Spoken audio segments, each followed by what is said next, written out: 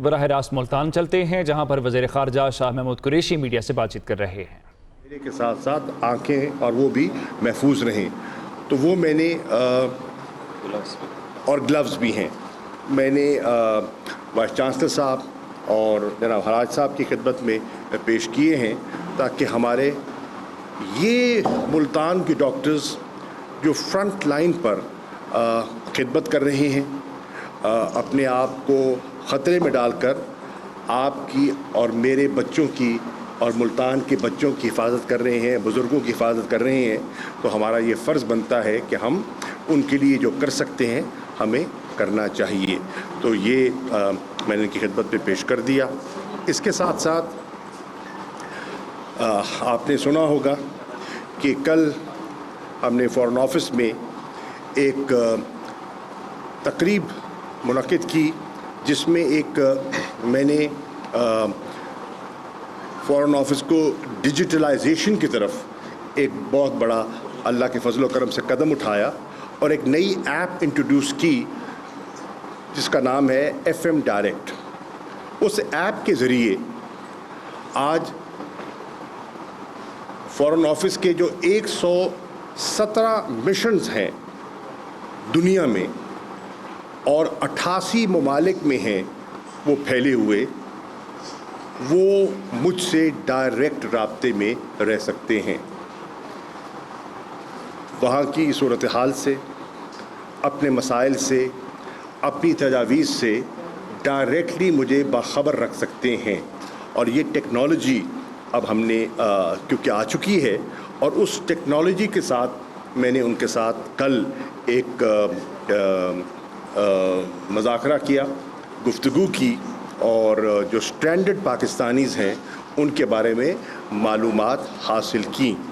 میں نے ان سے گزارش کی ہے کہ یہ انیوژول ٹائمز ہیں، ایک کرائسس ہے جس سے پوری دنیا دو چار ہے اور اس کا مقابلہ کر رہی ہے، تو اس کرائسس سے عہدہ برا ہونے کے لیے ہمیں آؤٹ آف دا باکس سوچنے کی ضرورت ہے اور ٹیکنالوجی کا سہارا لینے کی ضرورت ہے۔ تو فارن آفس نے پہل کی ہے اور اس ماڈرن ٹیکنالوجی کو، ڈیجیٹلائزیشن کو فارن آفس میں انٹروڈیوس کیا ہے، اور اس کے ذریعے رائٹ ناؤ کوئی دنیا کا کوئی مشن ہے وہ اس وقت میرے فون پہ ڈائریکٹلی مجھ سے رابطہ کر سکتا ہے۔ یہ پہلے ممکن نہیں تھا۔ میں پہلے بھی وزیر خارجہ رہا ہوں اور مجھے پتہ ہے کہ بہت سے آفیسرز ایسے تھے جن کے ساتھ رابطہ کرنا ناممکن ہوا کرتا تھا۔ ٹائم ڈفرینسز ہیں، آپ دیکھیں کہ کئی کانٹیننٹس ہیں۔ اب کل میں جب گفتگو کر رہا تھا تو کوئی برازیلیا سے بات کر رہے تھے، لیٹن امریکہ سے، کوئی افریقہ سے بات کر رہے تھے، کوئی امریکہ سے بات کر رہے تھے، کوئی ملیشیا سے بات کر رہے تھے، کوئی یورپ سے بات کر رہے تھے، کوئی ایشیا کے مختلف ممالک سے بات کر رہے تھے، چین سے بات کر رہے تھے۔ تو بیک وقت ایک ہی اسکرین پر ہم ایک دوسرے سے رابطے میں تھے اور ڈسکس کر رہے تھے کہ ہمیں آگے کیا کرنا چاہیے اور اپنے محکمے کی اور اپنے دفتر کی کارکردگی کو کیسے بہتر کرنا چاہیے۔ یہ دوسری چیز آپ کی خدمت میں پیش کرنا چاہ رہا تھا، اور تیسری چیز جو آپ کی خدمت میں پیش کرنا چاہ رہا ہوں وہ یہ ہے کہ اللہ کے فضل و کرم سے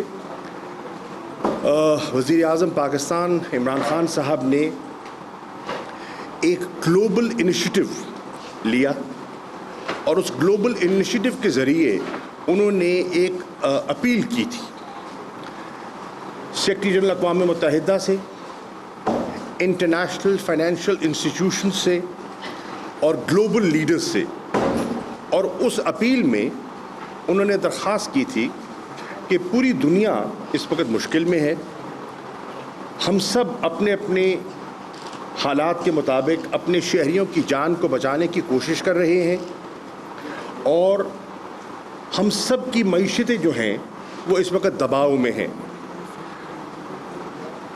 ڈیولپڈ ورلڈ کے پاس پھر بھی گنجائش ہے کہ وہ اسٹیمولس پیکیجز اناؤنس کر سکتے ہیں۔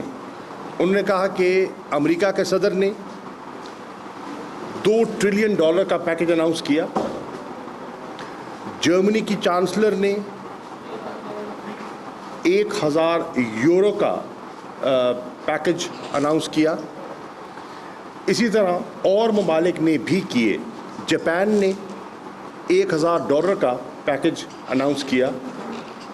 پاکستان نے اپنے حالات کے مطابق ایٹ بیسٹ ہم $8 بلین کا پیکج اناؤنس کر سکے ہیں, اور یہ بھی پاکستان کی تاریخ کا سب سے بڑا پیکج ہے.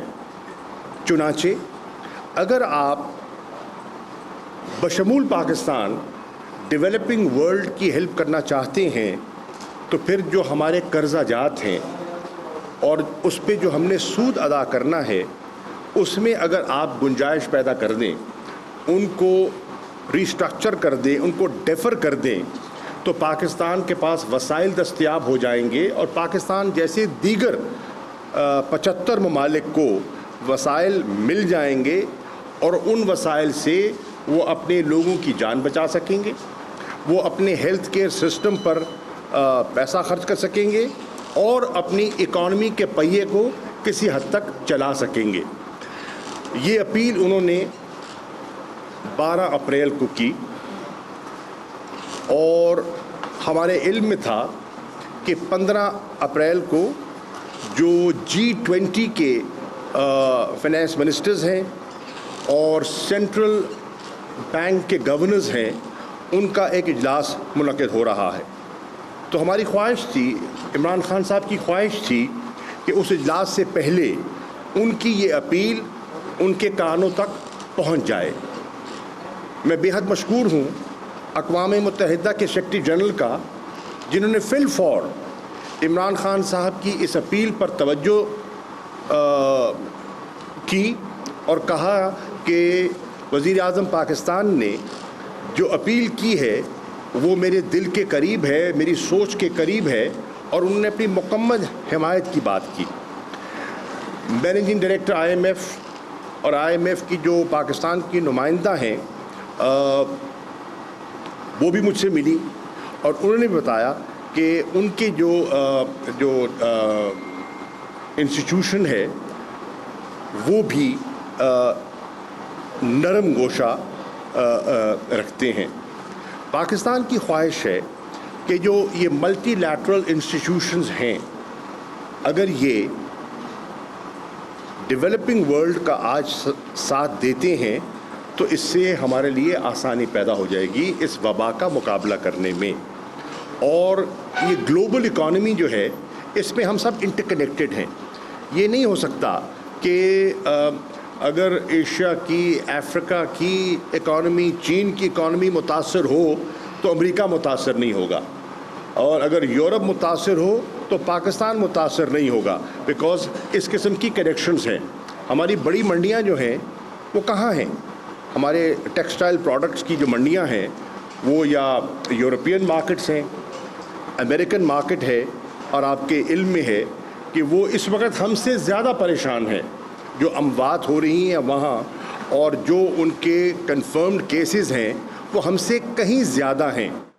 تو کرونا کی وجہ سے پاکستان میں حالات بدل رہے ہیں, اور جو جس طرف جا رہے ہیں, میں یہ سمجھتا ہوں کہ ہم ہر روز نہیں تو ہر دوسرے یا تیسرے روز آپ کو آگاہ کرتے رہیں گے, تاکہ آپ کو سب کو پتہ چلے کہ گورنمنٹ کیا کوشش کر رہی ہے, عوام سے ہم نے کیا امید لگائی ہوئی ہے, کیوں کئی قدم جو اٹھا رہے ہیں اس کے پیچھے کیا وجہ ہے, دنیا کے اندر کرونا کی کیا حالات ہیں.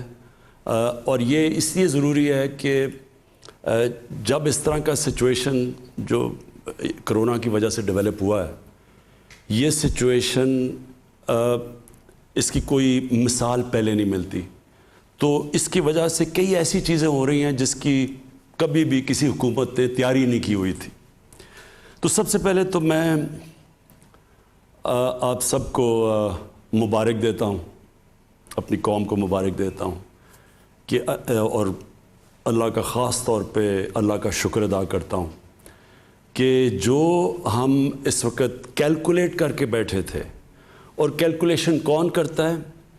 ہمارا جو national command and operation centre, جدھر سارے پاکستان کے ٹاپ ادارے جو بھی یہ کرونا کے ساتھ اور جو صحت کے شعبے کے ساتھ انوالوڈ ہیں اور ایڈمنسٹریشن کے, وہ ہر روز بیٹھ کے اپنے ڈاکٹرز کے ساتھ پورا ڈیٹا سارے پاکستان سے لے کے وہ اینالائز کرتے ہیں کہ کتنی بیماریاں ہوئیں، ہسپتال میں کتنا پریشر ہے، اور کرونا کی پروجیکشن کیا تھی اور آج کیا ہے. تو یہ ہر روز یہ مسلسل یہ انالیسز ہو رہا ہوتا ہے، جائزہ لیا جا رہا ہوتا ہے. اور اس کے مطابق جو میں آپ کو مبارک دینا چاہتا ہوں کہ اس کے مطابق آج نہیں 25 اپریل تک ہم اندازہ یہ تھا کہ 50,000 کرونا کے مریض ہوں گے پاکستان میں.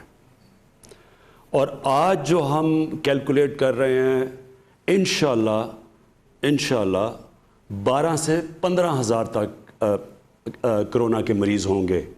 جو کیلکولیشن پہلے تھی 50,000 ہونے تھے، آج جو ہم سارے اسیس کر رہے ہیں جو جتنے بھی کرونا کے کیسز آ رہے ہیں، تو آج ہم سمجھتے ہیں کہ 12 اور 15,000 کے بیچ میں. اس کا مطلب کیا ہے؟ اس کا مطلب یہ ہے کہ جو ہمارے ہسپتالوں کے اندر فیسلٹیز ہیں وہ اتنی ہیں کہ ان 12 سے 15,000 میں جن کو انٹینسو کیئر کی ضرورت ہے، جن کی طبیعت اتنی خراب ہو جائے گی کہ ان کو انٹینسو کیئر ہاسپٹل کی جو وہ فیسلٹیز چاہیے ہوں گی جو انٹینسو کیئر میں ہیں، مثلاً وینٹیلیٹر اور آکسیجن. تو اب تک ہمارے پاس جتنے مریض آ رہے ہیں اور جو ہمارے پاس فیسلٹیز ہیں، انشاءاللہ اس ریٹ کے اوپر ابھی اس مہینے ہمیں کوئی مسئلہ نہیں ہوگا. ہمارے پاس وہ فیسلٹیز ہیں ہمارے ہاسپٹلز میں. لیکن جو ہم آگے دیکھ رہے ہیں کرونا کے کیسز بڑھیں گے. آپ جس طرح ساری دنیا میں دیکھ رہے ہیں کیسز بڑھ رہے ہیں، کئی سلو ڈاؤن ہو بھی رہے ہیں پھر بھی بڑھ رہے ہیں کیسز. تو ہم یہ اندازہ لگا رہے ہیں کہ ہمیں جو مشکل پڑے گی وہ پڑے گی مئی کے 15 سے لے کے مئی کے 20 یا 25 تاریخ تک. ہم سمجھتے ہیں کہ ہمارے ہاسپٹلز کے اوپر پریشر زیادہ پڑے گا. جو پریشر 25 اپریل میں پڑنا تھا وہ اب چلا گیا آگے 15 اور 20 مئی تک. اور اس تک ہم پوری تیاری کر رہے ہیں. ہماری NDA میں دنیا سے ابھی بھی ہر روز کانٹیکٹ پہ ہیں، وینٹیلیٹرز کے اوپر جو بھی چیزیں ہمیں ضرورت ہے اس کے اوپر تیاری پوری کر رہے ہیں. لیکن میں ابھی بھی آپ کو کہوں کہ اگر ہم زیادہ احتیاط کر دیں تو ہو سکتا ہے کہ یہ اور آگے چلا جائے. یعنی جس طرح ہم 25 اپریل کو سمجھ رہے تھے یہ چلا گیا 10 سے 20 مئی تک. اور اگر ہم، جو میں ابھی بعد میں آپ سے بات کروں گا، اگر ہم نے احتیاط کر لی تو یہ اور بھی آگے جا سکتا ہے.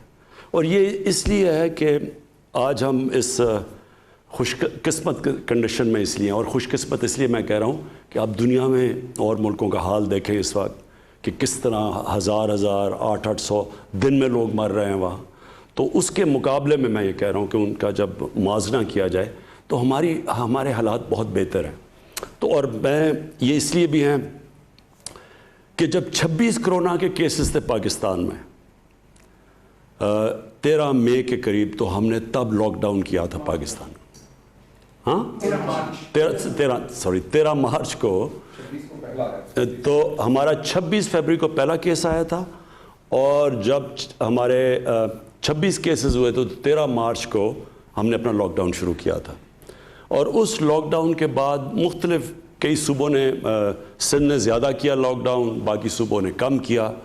لیکن اللہ کا کرم یہ ہے کہ ہمارے جو بھی ہم نے قدم اٹھائے، ہم نے جب زائرین بھی آئے تو ان کو کوارنٹین کیا، ان سے پھیلا نہیں.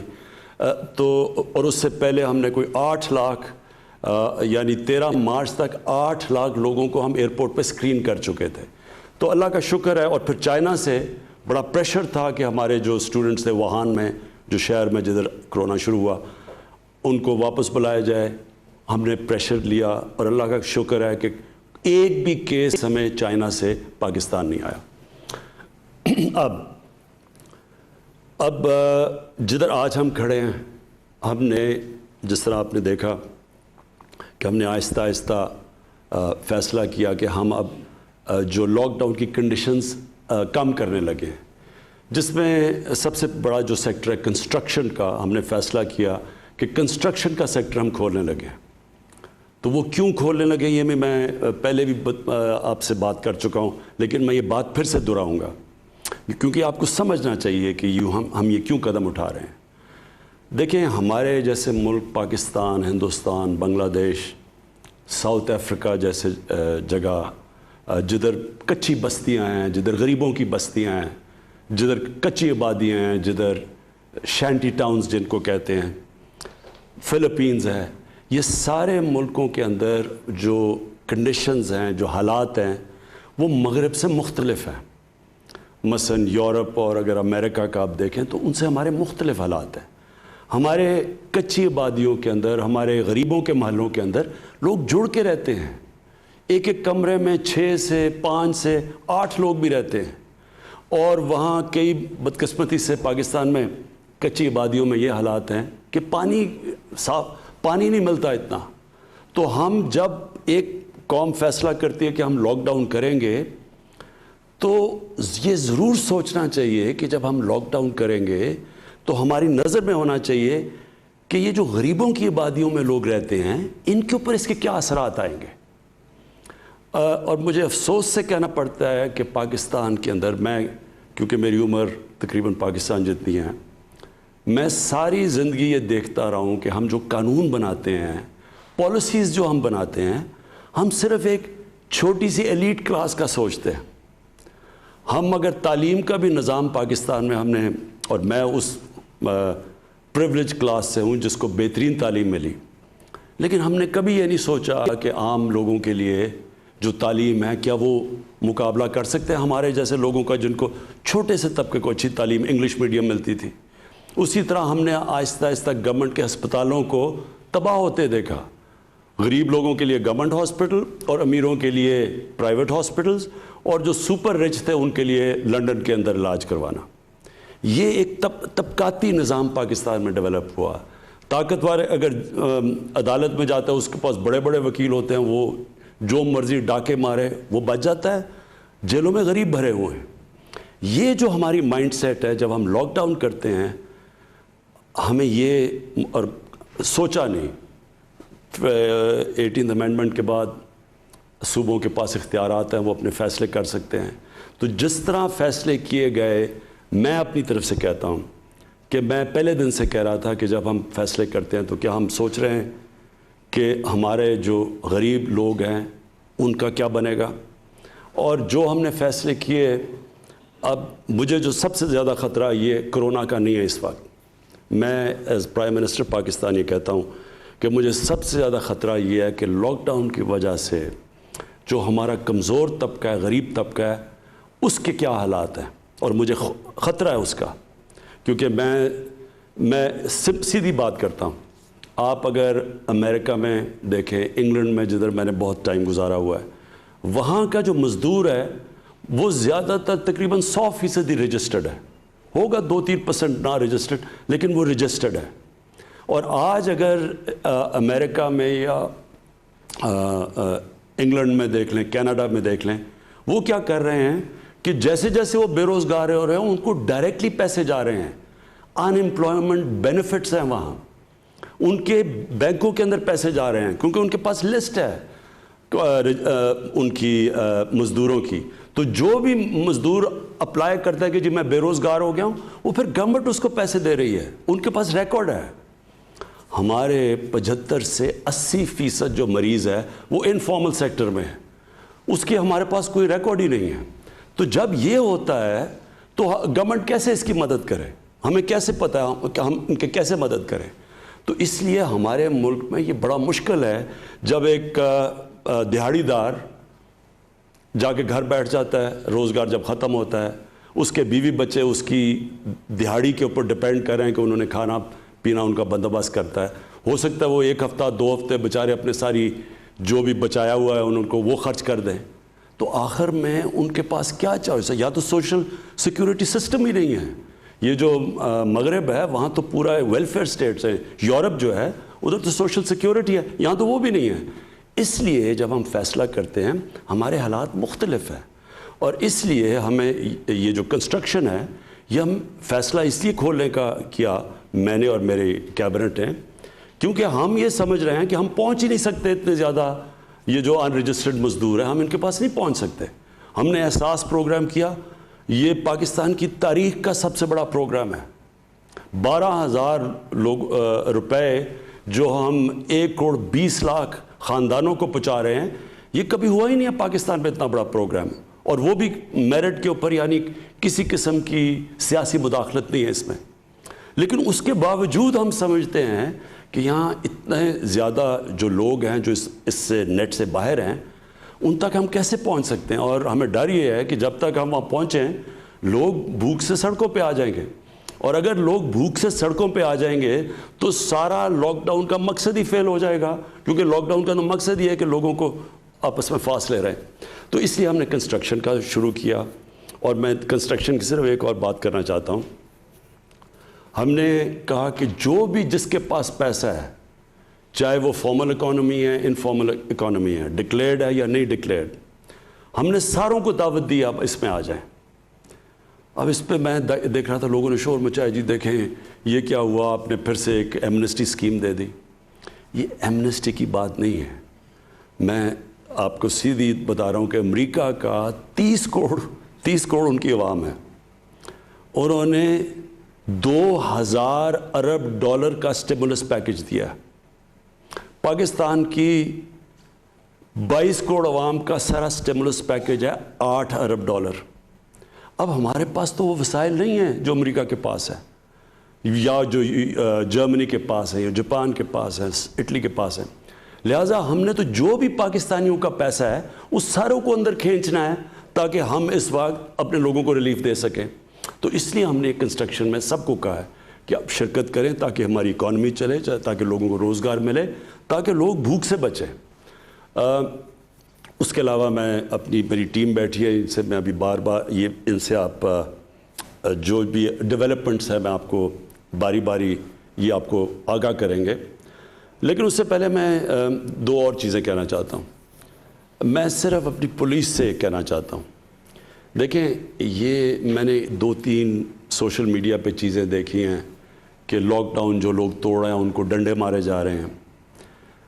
میں اپنی پولیس سے کہنا چاہتا ہوں کہ مجھے پتہ ہے کہ آپ کے اوپر پریشر ہے کہ لاک ڈاؤن مینٹین رکھیں، لیکن دیکھیں یہ لاک ڈاؤن ڈنڈے سے مینٹین نہیں ہوگا. یہ لاک ڈاؤن تب کامیاب ہوگا جب ہمارے شہری خود سمجھیں گے کہ ان کی ذمہ داری ہے، کیونکہ ان کے بھلے کے لیے ہے، یہ ساری قوم کے لیے ہے. کیونکہ اگر کرونا پھیلتا ہے تو ہم جانتے ہیں کہ اس کے ڈائریکٹ اثرات بیماری سے اور انڈائریکٹ لاک ڈاؤن سے ساری قوم کو اثر ہوتا ہے، خاص طور پہ ہمارے غریب لوگوں کو. اس لیے ان کو سمجھائیں. میں جو بھی پاکستان کے اوپینین میکرز ہیں، ہمارے جو آرٹسٹ ہیں، جو ہمارے کالمنسٹ ہیں، جو ہمارے ٹی وی پہ اینکرز ہیں، جو ہمارے علماء ہیں، میں سب کو آپ کو کہتا ہوں کہ آپ سب کا کام ہے کہ عوام کو بتائیں کہ یہ ہم سب کے بھلے کے لیے ہے کہ اگر یہ ہمارا لاک ڈاؤن کامیاب ہوتا ہے، جتنی جلدی کامیاب ہوتا ہے اتنی جلدی ہم واپس اپنے کاروبار کھڑے کر سکتے ہیں، ملک نارم پہ جا سکتا ہے. تو اس لیے بجائے ان کو مارنے کے، کیونکہ ڈنڈے سے یہ نہیں ہونے لگا. ساری دنیا میں اب سامنے آ رہا ہے، بنگلہ دیش میں، فلپینز میں، ساؤتھ افریقہ میں، ہندوستان میں بھی آپ دیکھ لیں، کوئی بھی ڈنڈے سے لاک ڈاؤن 1-2 ہفتے تو شاید کامیاب ہو جائیں، اس کے بعد نہیں ہو سکتے. تو اس لیے ان کو اپنا سمجھیں، ان کو سمجھائیں لوگوں کو، اور لوگوں کو ہم سارے سمجھاتے رہیں گے کہ یہ آپ سب کے بھلے کے لیے. اس کے بعد رمضان آ رہی ہے اور ہماری مسجدوں کے اندر لوگ عبادت کرنا چاہتے ہیں. ہم سب جانتے ہیں کہ رمضان میں ہم سب مسجدوں میں جاتے ہیں اور ہم چاہتے ہیں کہ وہ ٹائم ہے عبادت کا. ڈاکٹر الوی جو پریزیڈنٹ ہیں، انہوں نے علماء سے آج میٹنگ کی ہے. اس کے اندر کئی چیزیں طے ہو گئی ہیں. مجھے بڑی خوشی ہوئی اس چیز کی، اور میں آج اپیل کروں گا جو بھی امام مسجد ہیں کہ آپ پلیز یہ جو طے شدہ چیزیں ہیں کہ کیا آپ نے پریکاشنز لینی ہیں، کیا آپ نے قدم اٹھانے ہیں کہ لوگ مسجد میں بھی جا سکیں اور کرونا سے بھی بچ سکیں، کہ سوشل ڈسٹنسنگ یعنی فاصلے رکھنے ہیں، اس کے اوپر سب عمل کریں. کیونکہ دیکھیں اگر ایک مسجد کے اندر خدا نخواستہ احتیاط نہ کی گئی اور کرونا پھیلنا شروع ہوا تو وہ مسجد کو ہی نقصان ہوگا، ویران ہو جائے گی مسجد.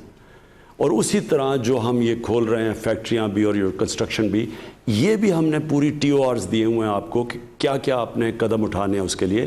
اور مالکان کو جو مالک ہے، جو فیکٹری کا مالک ہے، جو بھی کنسٹرکشن سائٹ کا مالک ہے، ان کو بھی ہم آپ کو کہہ رہے ہیں کہ آپ کے انٹرسٹ میں ہے کہ آپ کے جو نیچے کام کر رہے ہیں وہ سارے یہ جو ہم نے پورے آپ کو رولز دیے ہوئے ہیں کہ کس کے مطابق آپ نے کام کرنا ہے اس کو پلیز فالو کریں. کیونکہ اگر وہاں کرونا پھیلے گی تو ظاہر ہے وہ فیکٹری بھی بند ہوگی یا وہ کنسٹرکشن سائٹ بھی بند ہوگی، تو آپ سب کے انٹرسٹ میں ہیں. آخر میں اپنے ٹیم کے پاس جانے سے پہلے 2 اور چیزیں کہنا چاہتا ہوں. دیکھیں، ہمارے اس کرونا کے کرائسس میں جو مجھے سب سے زیادہ خطرہ نظر آ رہا ہے وہ یہ کہ لوگ ذخیرہ اندوزی کریں گے. میں پہلے بھی کہہ بیٹھا ہوں، میں اب بھی کہتا ہوں، مجھے خطرہ یہ ہے کہ لوگوں نے پیسہ بنانے کی کوشش کرنی ہے، جس طرح رمضان سے پہلے لوگ پیسہ بناتے ہیں، جس طرح ابھی پیچھے آٹا اور چینی کا کرائسس آیا، لوگوں نے ذخیرہ اندوزی کر کے پیسہ بنایا. اس باری جو بھی پیسہ بنانے کی کوشش کرے گا ذخیرہ اندوزی کر کے، یہ پہلی دفعہ گورنمنٹ بہت سختی کرے گی. ہم آرڈیننس لے آئے ہیں اس کے اوپر، ذخیرہ اندوزی کے اوپر یہ بڑی سختی ہوگی اور نیچے مینیجر نہیں پکڑیں گے، ہم مالکان کے پیچھے جائیں گے جنہوں نے اب لوگوں کی مشکلات کے اوپر پیسہ بنانے کی کوشش کی. یہ میں آپ کو کہہ رہا ہوں کہ آپ کو ابھی سے پہلے سے خبردار کر رہا ہوں کہ بڑی سختی کی جائے گی، لوگوں کو پکڑا جائے گا. یہ نہیں چھوٹے لوگوں کو نہیں پکڑیں گے، اوپر جا کے جو اصل لوگ پیچھے بیٹھے ہوئے ان کو پکڑیں گے. دوسری چیز ہے اسمگلنگ. اس باری ہمیں یہ ڈر ہے کیونکہ پاکستان میں جو گندم ہے وہ جو باہر ہے اس وقت اس کی قیمت اوپر ہے، اور ہمیں یہ خوف ہے کہ لوگ گندم کو اسمگل کریں گے. اس کے لیے اسمگلنگ کا آرڈیننس یا آج رات آ جائے گی یا کل آ جائے گی، اور وہ آرڈیننس کے مطابق وہ سختی اب کی جائے گی اسمگلرز کے خلاف جو کبھی پہلے نہیں کی گئی. کیونکہ ہم نے کسی صورت قیمتیں بڑھنے نہیں دینی، کیونکہ اس کا سب سے نقصان اس ملک میں غریب پہ پہنچے گا. اگر ہم لوگوں کو 12 ہزار روپیہ دے رہے ہیں اس وقت، اور یہ کبھی پھر سے میں ریپیٹ کرتا ہوں اتنا پیسہ نہیں دیا گیا، تو اگر انہوں نے قیمتیں اوپر بڑھا دیں تو ان کا تو پیسہ بڑی جلدی ختم ہو جائے گا. اس لیے یہ ملک کے لیے، یہ اپنی غریب لوگوں کے لیے، میں آج اسمگلرز کو بھی کہہ رہا ہوں، ہولڈرز یا یہ جو ذخیرہ اندوزی کرتے ہیں ان کو میں آج آپ کو خبردار کر رہا ہوں کہ بڑی سختی کی جائے گی. اس باری ہم نے یہ 2 آرڈیننس لے کے آ رہے ہیں، اور یہ صرف لے کے آ رہے ہیں اس لیے اپنی قوم کو بچانے کے لیے، اسمگلر سے بھی اور یہ جو کہ ذخیرہ اندوزی کر کے مہنگائی کر کے پیسہ بناتے ہیں. اب میں چاہوں گا کہ اسد آپ پلیز بریف کریں کہ جو بھی آپ کے جو ہر روز آپ بیٹھتے ہیں national command and operation centre میں، کہ جو لیٹسٹ چیزیں. جیسے وزیر اعظم کہہ رہے تھے کہ دنیا کے اندر اب تقریباً تمام ملکوں کے اندر یہ بات ہونی ہو گئی ہے کہ ہم نے بیماری سے تو بچنا ہے، لیکن اس بیماری سے بچنا اس طریقے سے ہے کہ لوگوں کی جو روزگار ہے وہ بھی نہ اس کو ہم مکمل طور پر ختم کر دیں. ظاہر ہے کہ امیر ملک جو ہیں ان کے اندر، ان کے عوام کے اندر، ان کی ریاست کے اندر اس سے زیادہ سکت موجود ہوتی ہے کہ وہ روزگار میں اگر کمی ہو تو پھر بھی برداشت کے قابل رکھ سکتے ہیں. پاکستان جیسے ملکوں کے پاس وہ سکت بھی اس سے بہت کم ہے، لیکن ہمیں ساتھ بیماری سے بچانا بھی ہے. تو اسی لیے ہم نے آپ کو بتایا تھا آج سے کوئی ہفتہ پہلے، 8 دن پہلے آپ کو ہم نے بریفنگ کی تھی کہ ہم جو ہے اب چاہتے یہ ہیں کہ فوری طور پر اقدامات کے لیے تو آپ نے یہ کر دیا کہ آپ نے بندشیں لگا دیں اور بڑی سخت بندشیں لگا دیں. اس کی وجہ سے بیماری کے پھیلاؤ جو ہو رہا تھا اس کے اندر بھی کمی آئی. وہ بھی وزیر اعظم نے آپ سے ذکر کیا کہ 25 اپریل کو جہاں ہم سمجھ رہے تھے کہ 50,000 کیس ہوں گے، وہاں سے 12 سے 15,000 کے درمیان کا تخمینہ لگایا جا رہا ہے. ہلاکتیں بھی جو ہوئی ہیں، بات بھی ہوئی ہیں، وہ اس سے بہت کم ہوئی ہیں اللہ کے فضل سے، جس کا اندازہ لگایا جا رہا تھا. لیکن اس کے ساتھ ساتھ لوگوں کی روزگار کے اوپر بھی بہت بھاری اثر پڑا ہے، اور اس کی مختلف اشکال کے اندر ہمیں وہ نظر بھی آ رہا ہے کہ لوگوں کے لیے جو مشکلات پیدا ہوئی ہیں. تو ہم نے ان مشکلات کو آسان تو کرنا ہے، لیکن اس طریقے سے کرنا ہے تاکہ بیماری کا پھیلاؤ بھی بہت زیادہ نہ بڑھے اور ایسا نہ ہو کہ خدا نخواستہ ہمارا صحت کا نظام جو ہے اس کے اوپر اتنا بوجھ آئے کہ وہ برداشت نہ کر سکیں. تو اس کے لیے جو پالیسی ہم بنانا چاہتے ہیں, میں سادہ الفاظ میں آپ کو اگر سمجھانے کی کوشش کروں کہ یہ سب بندشیں کیوں لگائی جاتی ہیں, کیوں لوگوں کو کہا جاتا ہے کہ جی کسی کو گھر سے بھی نہ نکلنے دیں. اگر میں بالکل ہی اس کی ایک منطقی انجام تک لے جاؤں, اگر سارے ملک کے لوگ ایک کمرے کے اندر بند ہو جائیں, الگ الگ ایک کمرے میں ایک شخص ہو, 2 ہفتے کے لیے وہ بیٹھے رہیں, تو ہمیں پتہ ہے کہ 15 دن کے بعد بیماری ختم ہو جائے گی. لیکن شاید ہزاروں لاکھوں لوگ جو ہیں وہ بھوک سے اس کے بعد مر چکے ہوں, تو یہ ممکن نہیں ہے. تو کوشش یہ کی جا رہی ہے کہ ایسا نظام لایا جائے کہ ایک عام آدمی تو اپنے گھر سے باہر نکل سکے اور وہ اپنے روزگار کا انتظام کر سکے, خاص طور پہ جو غریب ہے, جو متوسط طبقہ ہے. اتنی اس وقت لوگوں کو تو احساس ہے, لیکن کچھ لوگوں کی میں باتیں سنتا ہوں تو لگتا ہے مجھے ان کو احساس نہیں ہے. یہ بات اب غریب سے آگے چلی گئی ہے. متوسط طبقہ, سفید پوش جو ہے, وہ بہت بوجھ محسوس کر رہا ہے اور اس کی زندگی کے اندر یہ جو آمدنی اس کی ختم ہوئی ہے, روزگار ختم ہوئی ہے, اس سے بہت بڑی مشکلات پیدا ہو رہی ہیں. تو ہم جو ہے موقع دیں کہ یہ لوگ جو ہیں زیادہ سے زیادہ لوگ, خاص طور پہ ان ایریاز کے اندر جو ایکسپرٹس بیٹھے, انہوں نے کہا کہ اس کے اندر اتنا خطرہ نہیں ہے, ہم نے ریلیکسیشن کر دی. تو اس کے ساتھ ساتھ ہم اگر ایسا ایک نظام لے آئیں کہ جہاں ہم اس شخص تک پہنچ سکیں, ہمیں پتہ چل سکے کہ کس کو یہ بیماری لگ چکی ہے, تو اس کے لیے پہلا کام آپ نے کیا کرنا ہے, آپ نے ٹیسٹ کرنے کی صلاحیت بڑھانی ہے. اور مجھے بڑی خوشی ہے بتاتے ہوئے, یہ بھی میں نے آپ کو آج سے کوئی ہفتہ 10 دن پہلے بتایا تھا کہ جب ہم نے شروع کیا تو 15 مارچ کو پاکستان میں 473 ٹیسٹ ہوئے تھے, اور ہم نے یہ کہا کہ ہم اپریل کے آخر میں 25,000 تک پہنچنا چاہتے ہیں. جس وقت ہم نے یہ اعلان کیا تھا اس وقت تقریباً 2,500 ٹیسٹ ہو رہے تھے. یہ ایک ہفتہ پہلے کی بات ہے. پچھلے 3 دن کے اندر ہم پہلے 5,800 پہ پہنچے, پھر 6,200 پہ پہنچے, اور کل 6,400 سے زیادہ ٹیسٹ کیے گئے. یعنی اس عرصے کے اندر, صرف 1 ماہ کے عرصے کے اندر ہم نے تقریباً 15 گنا, 14 سے 15 گنا اضافہ کر لیا ہے اپنی ٹیسٹنگ کیپیسٹی کے لیے. اس میں لیبارٹریز جو ہیں جہاں پہ جو ٹیسٹ ہوتے ہیں ان کے اندر تقریباً 3 گنا اضافہ ہو گیا ہے. PCR مشینز جو ہوتی ہیں ان کے اندر اضافہ کیا گیا ہے.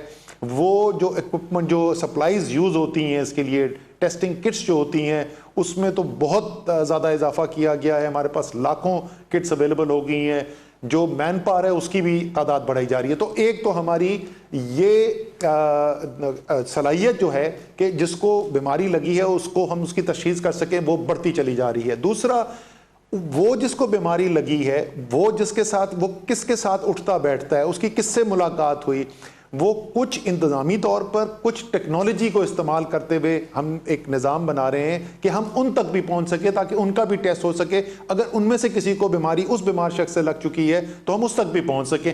اور آخری اس کا حصہ یہ ہوگا کہ پھر ان کو کس طریقے سے, ان کو زیادہ تر ہم یہ سرکاری نظام کے اندر ویسے بھی صلاحیت نہیں ہے, اور مغرب کا اس وقت تجربہ بھی یہ رہا ہے کہ یہ جو کوارنٹیننگ سینٹرز بنائے گئے ہیں, اگر زیادہ ہم اس کے اوپر انحصار کریں گے تو ایک رائے یہ بھی ہے کہ اس سے بیماری پھیلی ہے. تو یہ گھروں کے اندر اپنے ہی ہمارے سماجی جو نیٹ ورکس ہیں اسی کو ہم نے استعمال کرتے ہوئے کرنا ہے. ان تمام چیزوں کے لیے ایک ہم نے پائلٹ ٹیسٹ کیا تھا, تمام صوبے اس کے اندر شامل تھے, مختلف ڈسٹرکٹس ان کے شامل تھے. ٹیسٹ ریزلٹس آ گئے, آج ان کی نیشنل کمانڈ سینٹر کے اندر پریزنٹیشن ہوئی ٹیسٹ ریزلٹس کی. ہم نے تمام عمومی طور پہ چیف سیکرٹریز تو ہوتے ہی ہیں اور روزانہ کی بنیاد پر ہوتے ہیں, لیکن آج ہم نے خصوصی طور پہ جو صحت کے منسٹرز ہیں, ہیلتھ منسٹرز ہیں تمام صوبوں کو, ان کو بھی بلایا ہوا تھا اور ان کے ساتھ بھی رائے کی. تو اتفاق رائے یہ ہوا ہے کہ ہم نے اسی نظام کو اب آگے لے کے چلنا ہے, اس کی صلاحیت کو اور بڑھانا ہے, اور ایک ایسی صورتحال پیدا کرنی ہے کہ لوگ جو ہیں وہ اپنے روزگار کے لیے بھی نکل سکیں, خصوصی احتیاطی تدابیر کے ساتھ. اب ہم وہاں پر آج واپس نہیں جا سکتے جیسے آج سے 2 ماہ پہلے ہم زندگی گزارتے تھے یا جس طریقے سے ہم کاروبار کرتے تھے. احتیاطی تدابیر اپنانی ہوں گی, لیکن ان کو اپناتے ہوئے زیادہ سے زیادہ لوگ جو ہیں وہ مرحلہ وار ہم ان کو روزگار کے موقع دے سکیں, اور ساتھ ساتھ یہ صحت کا نظام جو ہے, اسی کے ساتھ جو صحت کی فیسلٹیز ہیں, سہولیات ہیں, اس میں بھی اضافہ کیا جا رہا ہے. جو ہاسپٹل بیڈز ہیں ان میں اضافہ کیا گیا ہے, جو وینٹیلیٹرز ہیں اس کے اندر بھی اضافہ کیا گیا ہے. لیکن اتنا اضافہ کرنے میں ہم کامیاب نہیں ہوئے جتنی ہماری خواہش تھی, اور وہ آج کل تو سب آپ دیکھتے ہوں گے اس وقت BBC اور CNN اور عالمی میڈیا بھی دیکھتے ہیں.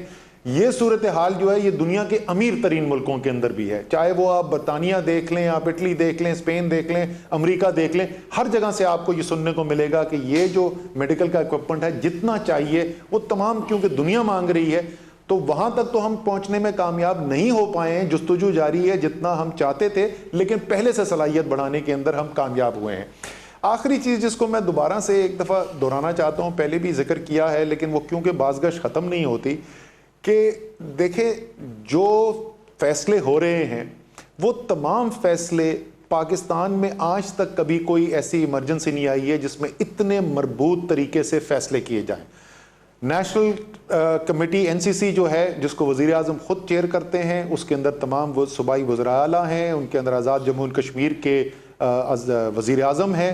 میں بار بار دہراتا ہوں 4 مختلف سیاسی پارٹیوں سے تعلق رکھتے ہیں. یہ وہاں بیٹھ کے فیصلے ہوتے ہیں. 1 ماہ کے اندر 9 مرتبہ ملاقات ہوئی ہے اس ٹیم کی. یہ صرف نہیں کاغذ پہ بنا دیا, 9 دفعہ وزیر اعظم نے چیئر کی ہے میٹنگ, اور وہیں پر اتفاق رائے سے فیصلے کیے جاتے ہیں. اور ان کی امپلیمنٹیشن اور ان فیصلوں کے لیے جو پروپوزلز ہیں, سجیشنز جو آنی ہیں, وہ national command and operation centre جو ہے جو روزانہ ملاقات کرتا ہے, تمام صوبے اس کے اندر بیٹھے ہوتے ہیں.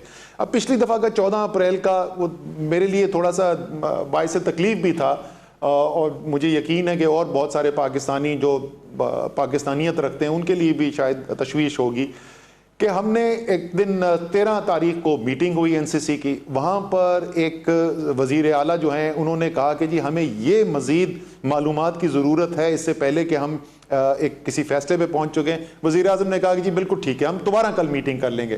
فیصلہ ہوا اگلے دن صبح کو national command and operation centre میں وزراء اعلیٰ اور آزاد کشمیر کے وزیر اعظم بھی بیٹھیں گے.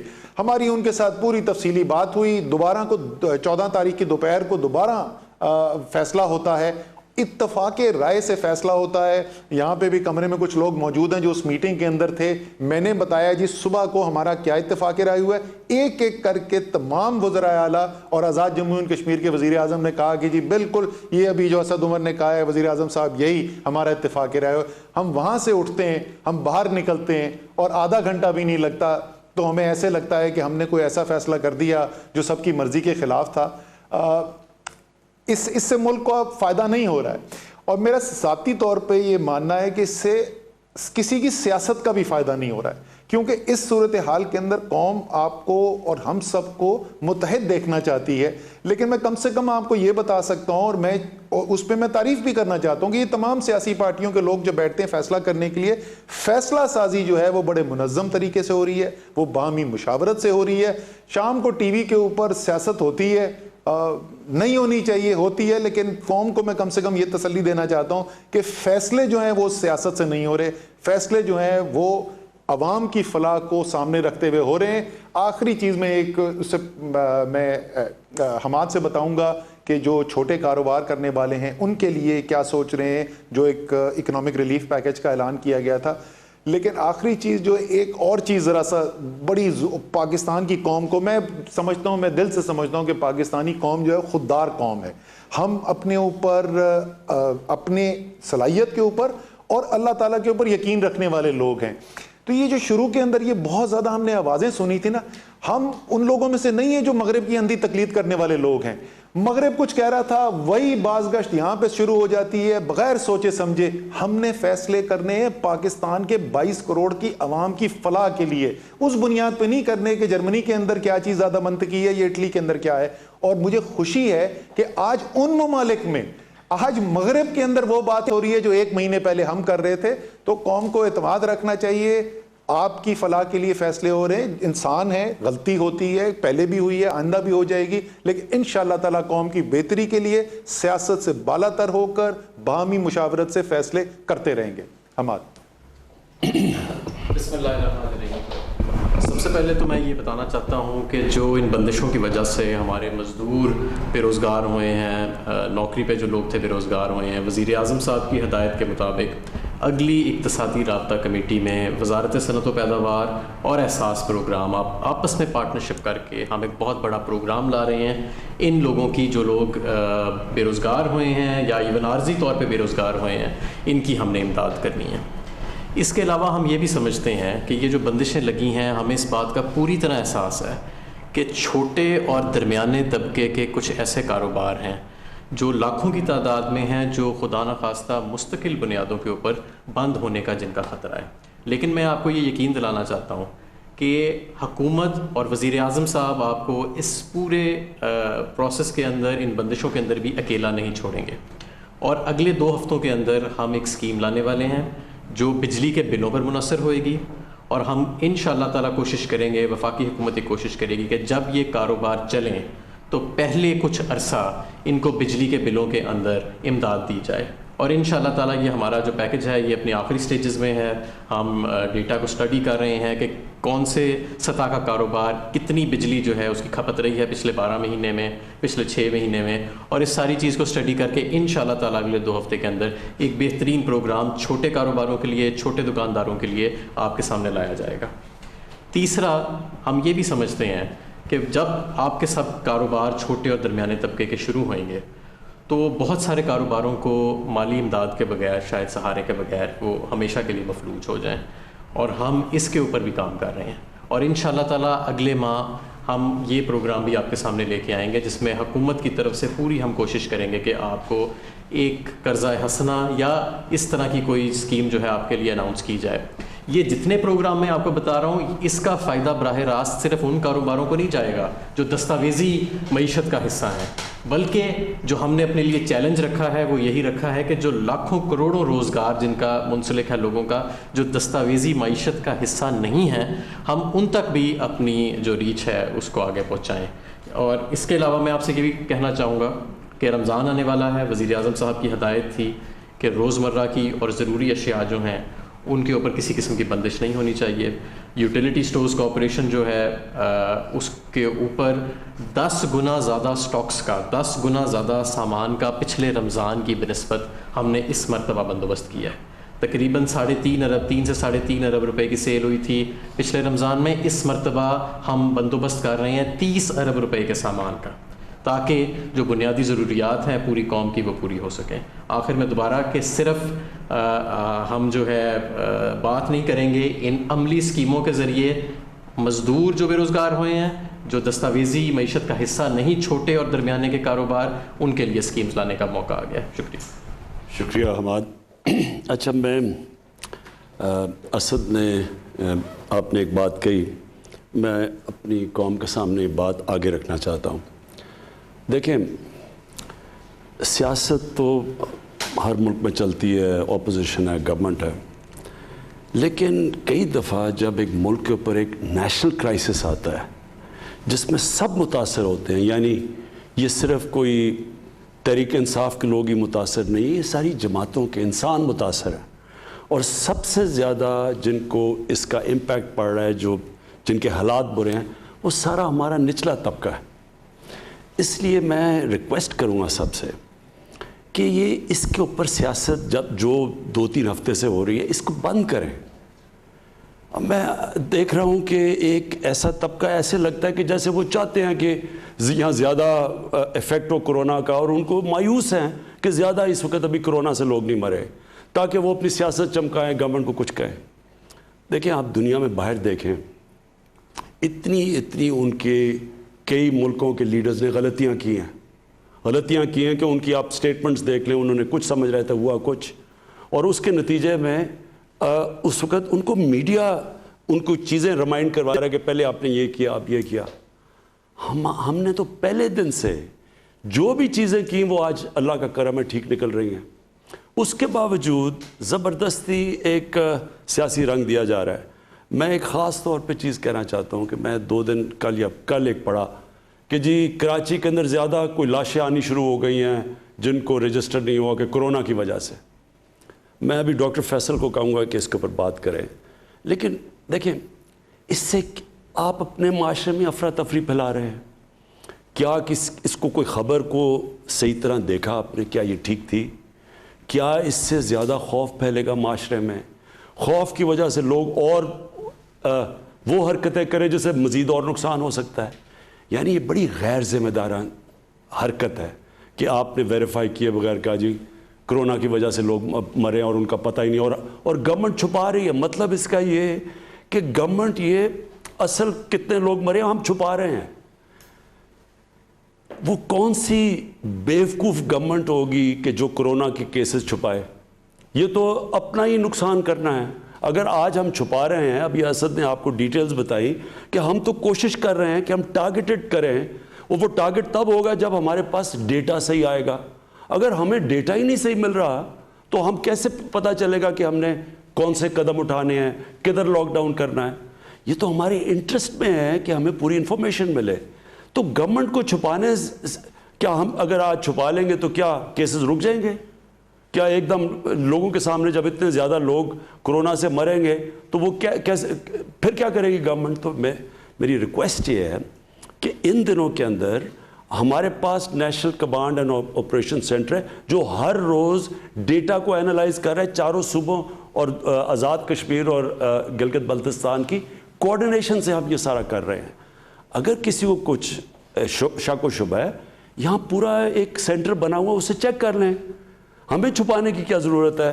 اور میں دوسری چیز یہ ریکویسٹ کروں گا کہ جب ہم کوآرڈینیشن سے سب کچھ کرتے ہیں تو یہ کیا ضرورت ہے کہ ایک طرف سارے مان جاتے ہیں کہ ہاں جی ٹھیک ہے, کنسنسس سے فیصلہ ہو جاتا ہے, اس کے بعد ان کی جماعت کے کوئی لیڈر کوئی اور سٹیٹمنٹ دے دیتے ہیں.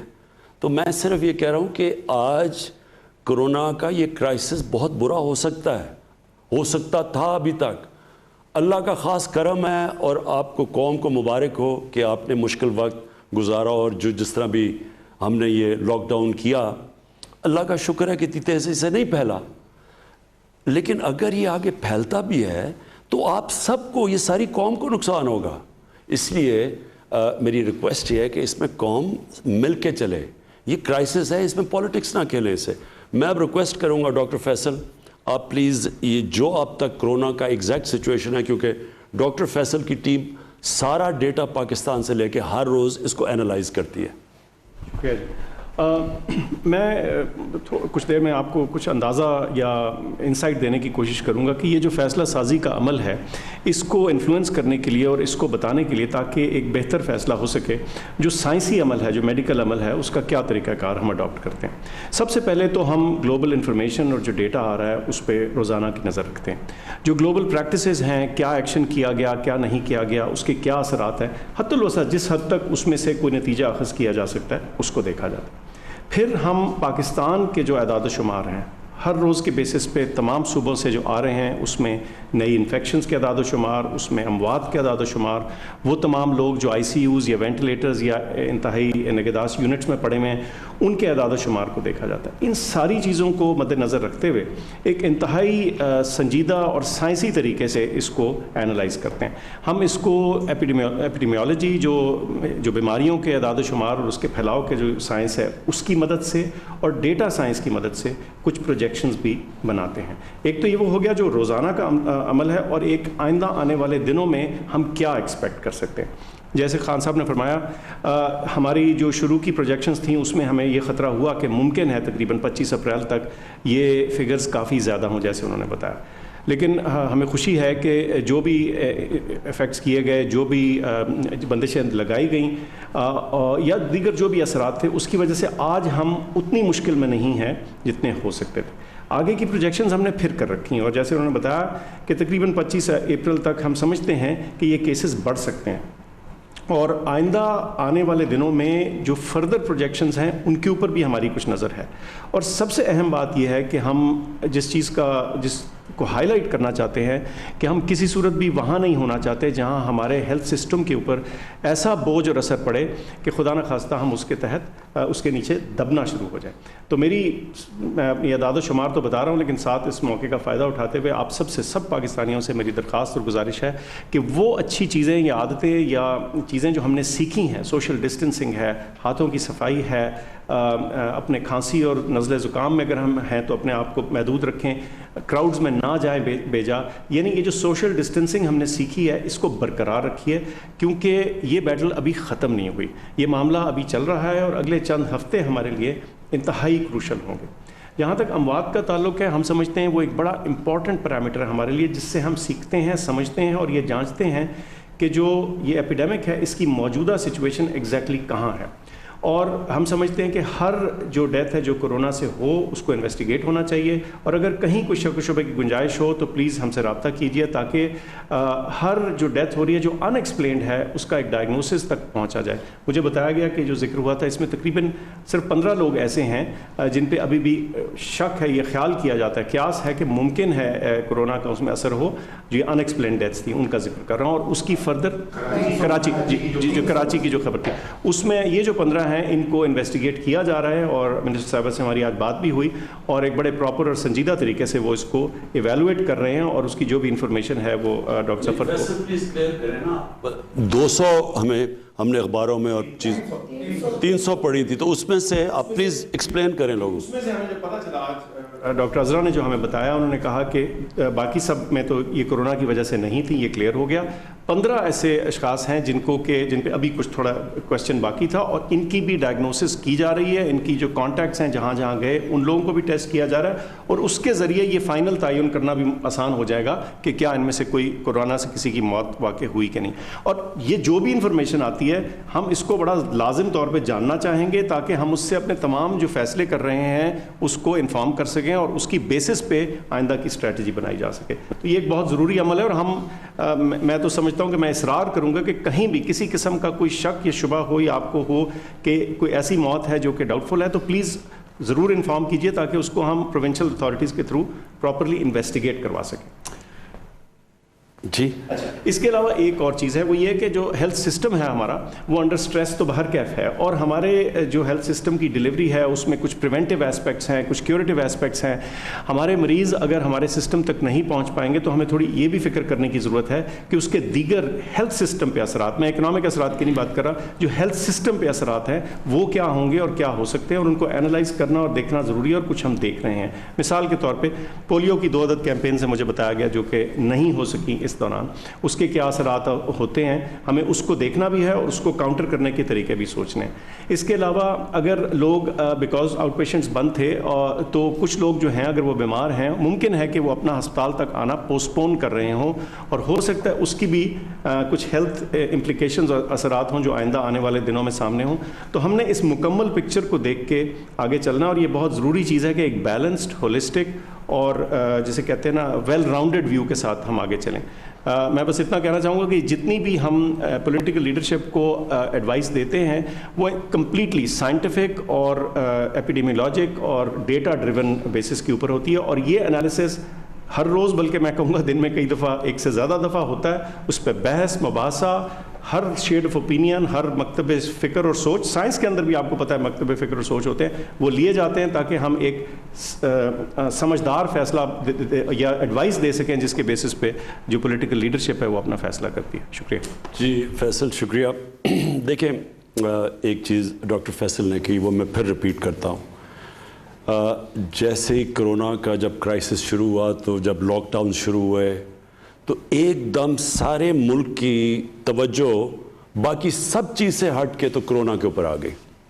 اب اس میں معاشی حالات کے اوپر تو ہم بات کر چکے ہیں کہ کیا عام لوگوں کے اوپر کیا اثرات آئے، لیکن جو ڈاکٹر فیصل نے کہا کہ جو لوگوں کی جو ہمیں لوگوں کی صحت کا دھیان رکھنا چاہیے تھا، مثلا پولیو ہے.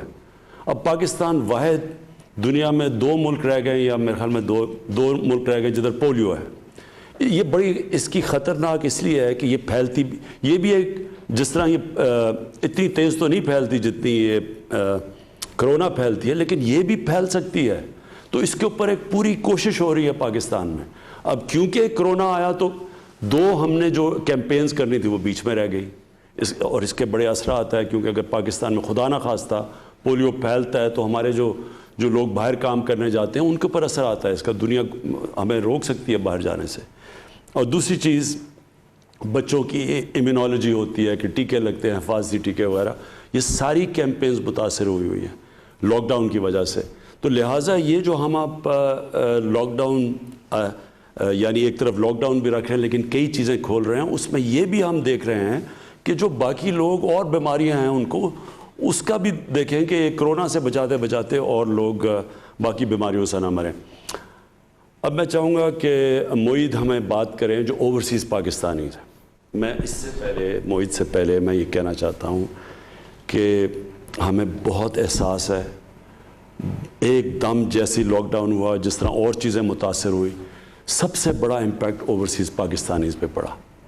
اس میں جو پیسے والے باہر پاکستانی کو چھٹی بنانے گئے تھے یا جن کے پاس وسائل ہیں، ان کو بھی بڑی مشکلوں کا سامنا کرنا پڑ رہا ہے، لیکن جو اصل متاثر ہوئے میری نظر میں وہ ہمارے وہ محنت کش بیچارے جو مزدور، جو ڈرائیورز، جو دبئی میں، جو سعودی عربیہ میں، جو ساری کئی باہر پھنس گئے، ان کے اوپر ابھی طورخم سے ہم نے ابھی لوگوں کو افغانستان سے ہمارے ڈرائیورز کو ابھی میرے خیال میں کل ہی کیا، ان کو واپس آئے آج، تو یہ بھی سب متاثر ہو گئے۔ اب میں صرف جو باہر پاکستانی دیکھ رہے ہیں، میں صرف آپ کو یہ کہنا چاہتا ہوں کہ یہ اپنے ذہن سے نکال دیں کہ ہم بھول گئے آپ کو یا ہم نے آپ کی فکر نہیں کی۔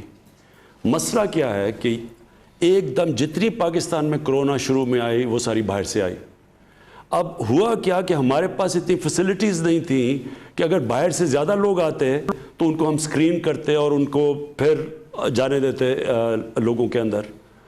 کیونکہ ہمیں ایک تجربہ ہو چکا تھا تو سارے صوبوں نے بھی ایک دم ریئیکٹ کیا، انہوں نے کہا ابھی ہمارے پاس تیاری نہیں ہے کہ باہر سے جو مریض جو ہمارے باہر سے پاکستانی آئیں گے ان کو ہم اسکرین کر سکیں۔ اس کی وجہ سے ہم نے ڈیلے کیا۔ تو میں یہ کہنا چاہتا ہوں کہ یہ نہیں کہ یہاں بے حسی تھی، مسئلہ ہمارا یہ تھا کہ ہمارے پاس تیاری نہیں تھی۔ اب آپ کو معید بتائیں گے کہ جو مزید ہم تیاری کر بیٹھے ہیں۔ جی بہت شکریہ جان صاحب۔ پہلے تو آپ کی بات بڑھاتے ہوئے میں دوبارہ سے شکریہ ادا کرنا چاہتا ہوں ہمارے جتنے اوورسیز پاکستانی ہیں جنہوں نے واپس آنا ہے، ابھی تک نہیں آ سکے۔ ہم دن رات یہی تیاری کر رہے تھے کہ ہمارے ایئرپورٹس پہ اور ان شہروں میں ٹیسٹنگ کی کیپیسٹی بڑھ جائے اور قرنطینہ کی کیپیسٹی اتنی بڑھ جائے کہ جب آپ آئیں تو آپ کو محفوظ طریقے سے ہم پاکستان واپس لا سکیں۔ پچھلی دفعہ جب وزیر اعظم صاحب کی بریفنگ ہوئی تھی تو میں نے اس میں ذکر کیا تھا کہ لگ بھگ 2000 پاکستانی ہم ہر ہفتے لا سک رہے ہیں۔ اس ہفتے سے کل سے ہم 6000 پاکستانی ہر ہفتے واپس لا سکیں گے محفوظ طریقے سے۔ 3 گنا انکریز ہم نے ایک ہفتے کے اندر کر لیا ہے، اور اس کے بعد انشاءاللہ اس سے اگلے ہفتے لگ بھگ 7-7,500 پہ ہم پہنچنا چاہتے ہیں۔ میں آپ کو یہ بھی بتا دوں کہ یہ تمام فیصلے جس طرح باقی چیزیں اسد عمر صاحب نے کہا صوبوں کی مشاورت سے ہو رہے ہیں۔ ایک شہر کا ہم پورا جائزہ لے کے انالیسس کر کے یہ فیصلے کر رہے ہیں کہ محفوظ طریقے سے کس ایئرپورٹ پر کتنے پاکستانی آ سکیں گے۔ دوسری بات یہ کہ دنیا کے کچھ ایسے ممالک اور خطے تھے جہاں ہم ابھی تک نہیں پہنچ سکے، پی آئی اے کی رسائی وہاں تک نہیں تھی۔ امریکہ کی میں آپ کو مثال دے دیتا ہوں، آسٹریلیا میں جہاں بہت سے پاکستانی ہیں، وہ عمومی بات تو یہ ہوتی ہے کہ وہ امیر پاکستانی ہیں، لیکن ایسا نہیں ہے۔ وہاں بھی ہمارے بہت سے ایسے لوگ ہیں جن کے ویزے ایکسپائر ہو گئے، اسٹوڈنٹ تھے جن کے پاس وہاں رہنے کی جگہ نہیں ہے۔ تو اس ہفتے سے ہم نے یہ اہتمام بھی کیا ہے کہ اس دفعہ ہم آسٹریلیا سے اور ملیشیا سے اپنے پاکستانی لا رہے ہیں، اور ہم اب کچھ تعداد میں کمرشل ایئر لائنز کو بھی اجازت دیں گے اس ہفتے سے کہ وہ پاکستانی جہاں بھی ہیں، جس طرح عام طور پہ جہاز کی آپ ٹکٹ لے کے آتے ہیں، وہ خود سے وہ ٹکٹ لے کے آ سکیں۔ تو اس ہفتے سے وہ بھی بندوبست ہو جائے گا کہ کوئی ایسا ملک نہیں ہوگا جہاں سے لوگ نہ آ سکیں اپنی ٹکٹ لے کے۔ اس کے بعد میں آپ کو یہ بتا دوں، پچھلی دفعہ ہم نے یہ بات کی تھی کہ اس پہ سوالات بہت سے ہیں کہ آپ کس طرح لوگوں کو لا رہے ہیں، منطق کیا ہے، کب لائیں گے۔ تو ہم نے ایک پوری ویب سائٹ تشکیل دی ہے، اور کل سے covid.com.gov.pk جو ہماری ministry of health website چلاتی ہے، اس پہ آپ کو ایک پوری انفارمیشن ملے گی کہ کون سے جہاز آ چکے، کہاں سے پیسنجرز آئے ہیں، کہاں سے آنا ہے، کیا گائیڈ لائنز ہیں قرنطینہ کی تیاری، وہ تمام شفاف طریقے سے آپ کو اس ویب سائٹ پہ مل جائیں گی۔ تمام سوالات کے آپ کے جوابات بھی اس پہ ہوں گے، کیونکہ ہم یہ بتانا چاہتے ہیں ہر ایک کو کہ کوئی کنفیوژن نہ رہے کہ کس طرح ہم اس پروسیس کو آگے چلا رہے ہیں۔ ایک بات میں اور واضح کر دوں جی، اس پہ بہت بات ہوئی کہ باہر سے لوگ آ رہے ہیں تو خدا نہ خواستہ یہ پھیل ہی نہ جائے دوبارہ سے سارا کرونا. تو ہم نے پورا ڈیٹا اینالائز کیا ہے. جو ہمارے پاس لگ بھگ 2000 پیسنجر آئے تھے پہلے ہفتے میں جب ہم نے یہ ٹیسٹ کیا آج سے ایک ہفتہ پہلے, تو ان میں سے صرف لگ بھگ 40 لوگ 2000 میں سے پازیٹیو آئے, اور ان کو بھی مکمل طور پر ٹریٹ جیسے کرتے ہیں ہمارے اتھارٹیز, ہیلتھ اتھارٹیز, انہوں نے کیا. تو یہ بات کہ باہر سے لوگ آ رہے ہیں, وہ شروعات میں ایسا ہوا ہے کہ جب لوگ باہر سے آئے تو تھا, لیکن دیکھیے اب وہاں بھی معاملات تبدیل ہو گئے, وہاں بھی لاک ڈاؤنز ہیں, احتیاطی تدابیر ہیں. تو کوئی ایسا ڈیٹا نہیں ہے جس سے ہم یہ کہیں کہ ہم دوبارہ جو اوورسیز پاکستانیز ہیں ان کو نہ آنے دیں اور بند کر دیں. یہ بالکل محفوظ طریقے سے ہو رہا ہے, اور اسی لیے یہ نمبر جو ہے آہستہ آہستہ ہم نے بڑھایا.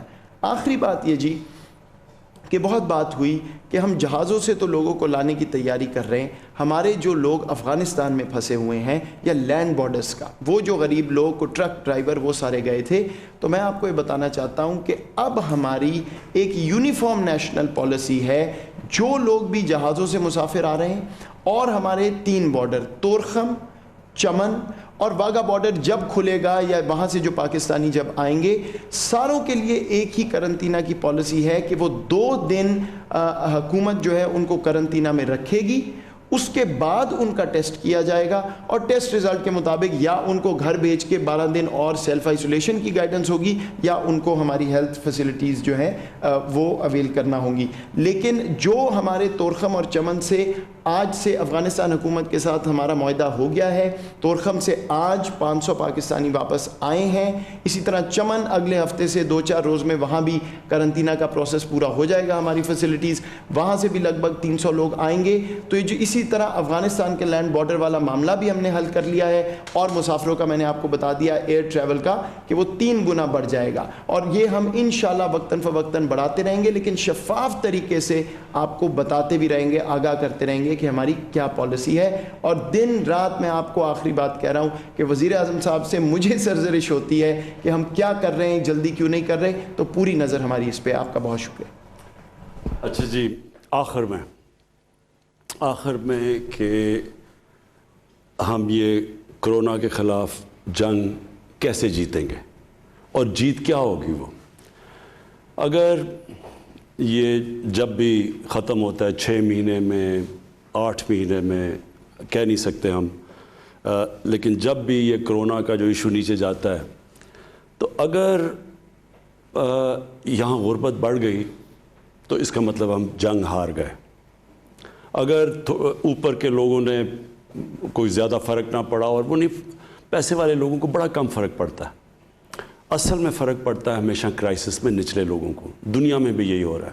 چھوٹے کاروبار, جس طرح ابھی حماد نے بڑی اچھی بات کی کہ یہ پہلی دفعہ ایک گورنمنٹ اب پوری کوشش کر رہی ہے کہ جن کے چھوٹے چھوٹے کاروبار ہیں, جو اسمال اور میڈیم انڈسٹری, اس کے لیے اب ہم پیکیج تیار کر رہے ہیں.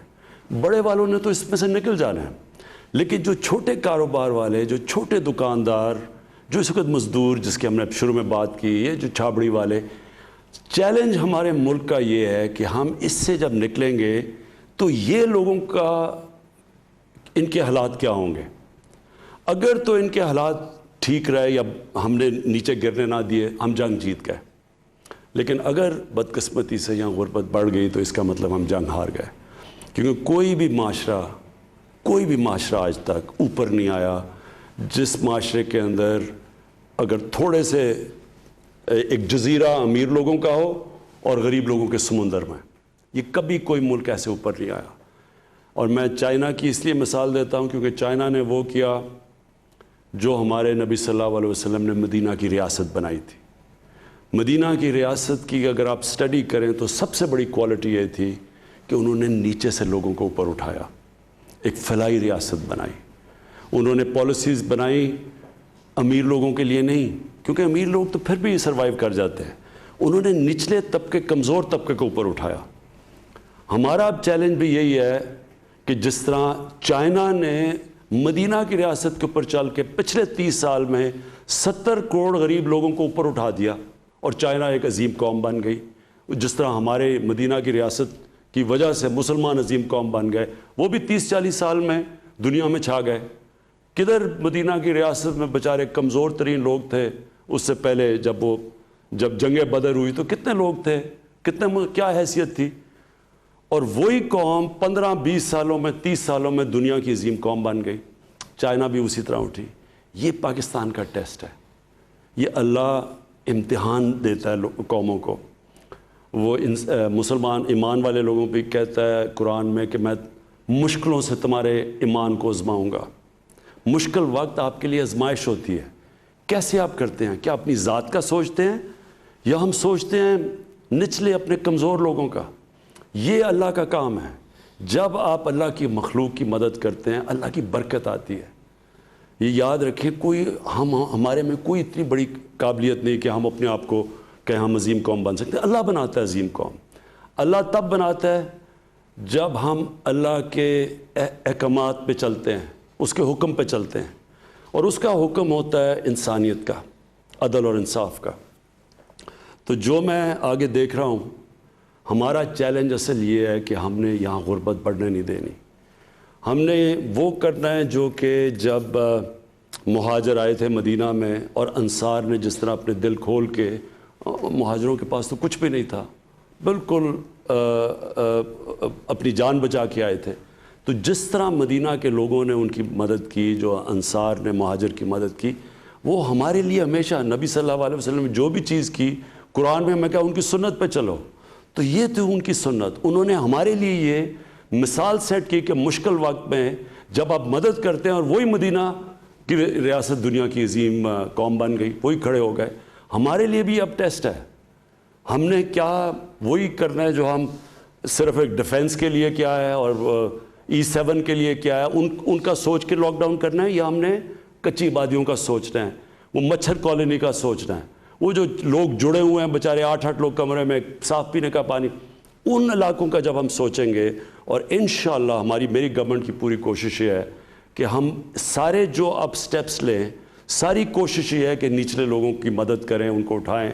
جتنی بھی ہم یہ جو میں کیمپین کر رہا ہوں انشاءاللہ, یہ جو ٹائیگرز جو کرونا ریلیف ٹائیگرز کی فورس بنا رہے ہیں, اس کا مقصد ہی یہ ہے کہ ہماری والنٹیئرز کی فورس ہو جو جا کے جب آگے مشکل وقت آئے. اور یہ میں آج پھر سے کہہ رہا ہوں, مشکل وقت نے آنا ہے.